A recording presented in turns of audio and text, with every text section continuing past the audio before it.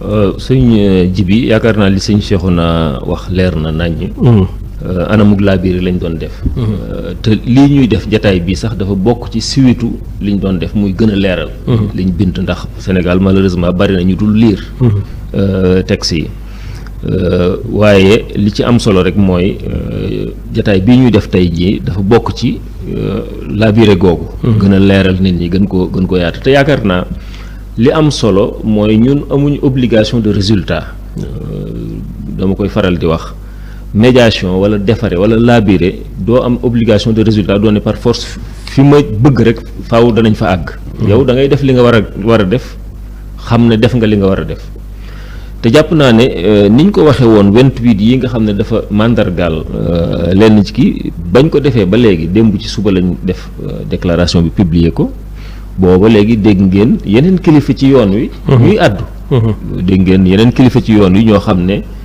xëy na fa seen baat àgg sax ñun suñu baat àggu fa.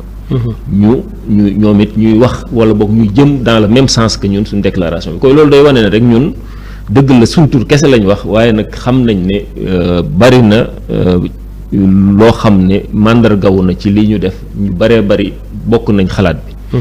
waaye nag xalaat la ak laabiri goo xam ne moom wax dëgg yàlla mënuñ koo forcer kenn li am solo nag mooy. ni ko ñeneen ñiy defee yéen li ñu naan les forces vives de la nation ñi nga xam ne mooy doomu aadama yi ci dëkk bi kenn ku ne am nga ci rôle boo joué gis nga juriste yi.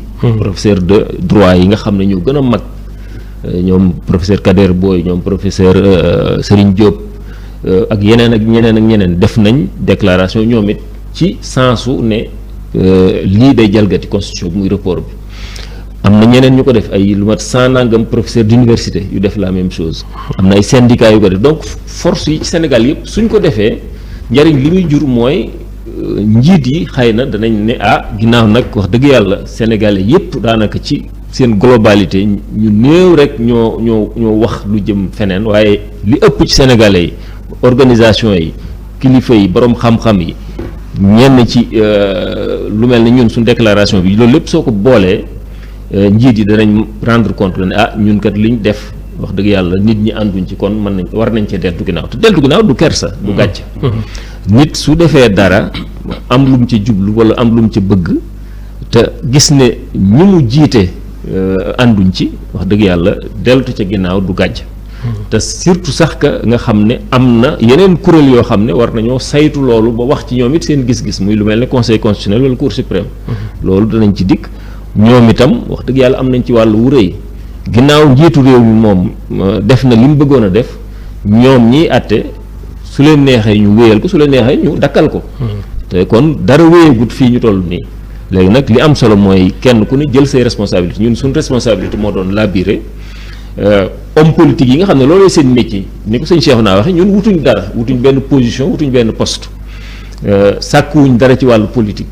dañoo bokk ci réew mi. war a labiré def suñu warugar. amuñ obligation de résultat li am solo nag mooy ñi nga xam ne moom ñooy acteurs politiques yi ñoom xëy na danañ xam loolooy seen métier nu ñuy def ba def loo xam ne waa réew mi danañ ci ànd ndax homme politique buy def loo xam ne sa waa réew àndu ci sa avenir politique amul solo.